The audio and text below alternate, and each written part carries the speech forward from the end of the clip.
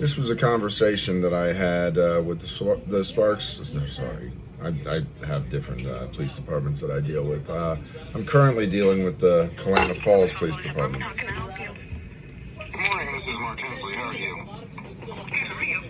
I'm doing okay, but listen, this is a common problem of mine. Once the police realize that there's some culpability to their actions, they just refuse to discuss anything. Now, I've tried to speak with Internal Affairs. I was handed off to Captain Weed.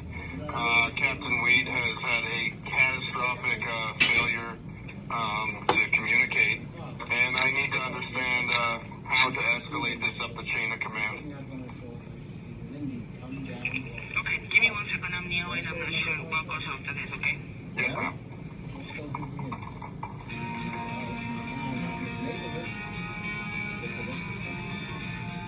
There's a long hold period.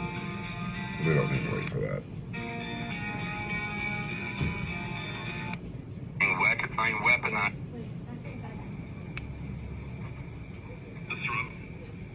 Morning, Mark Hensley. How are you? Good, how are you? Well, I'm struggling through some issues, and unless we have open dialogue, I don't know how we're going to solve them together.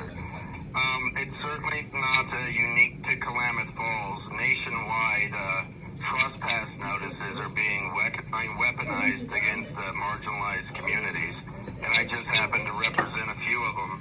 And, it spiraled out of control really quick when my vehicle broke down in this town.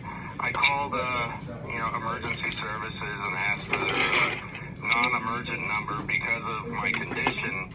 There's a lot of police contact until I'm understood in the community, and that's why I wanted us to come up to a smaller town to where, I can be understood quicker. This is the typical route, but then what happens is, instead of working towards a resolution, people feel that there might be some legal culpability, and the way that they best handle situations like that is to completely sever any form of dialogue or communication.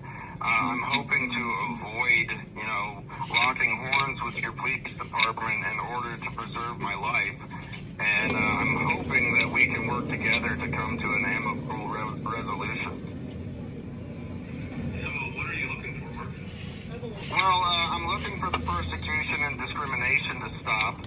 I'm looking for the police when they do respond to something, because I always stay and wait for the police, for them to go, oh, no, he's a known disabled man in this community. Please explain to me what happened, and we can see if that correlates with his documented disabilities.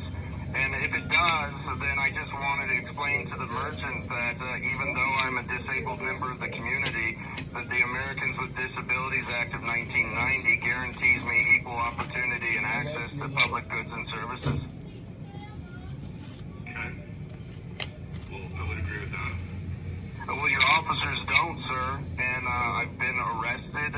I have 3 upcoming court dates. I have to justify a menacing animal because my ADA compliant service dog performed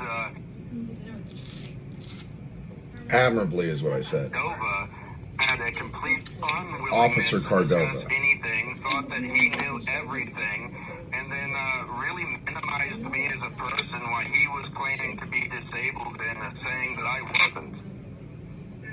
Who was that again? Hello? Hello?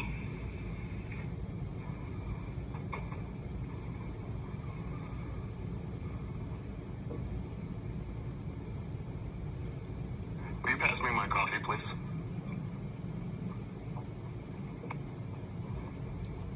Thank you. Mom? Yes. I think we must have been disconnected. Nonetheless, This town has really bad cell reception. the chief of police was so concerned about getting back to me on that they're trying to evict me from the hotel. They desperately want me out of this town. But boys, you've made me stay here to fulfill my obligations to court proceedings because of your discriminatory practices. I'm not going anywhere, and Daddy needs a new car. Somebody's gonna pay for it because you guys made my life hell and made it to where I couldn't function. And then you try to punish me because you persecuted me into a disabled state to where I had to rely on other people that may or may not be the most reliable choice, but sometimes you just gotta go with what you got, bitch.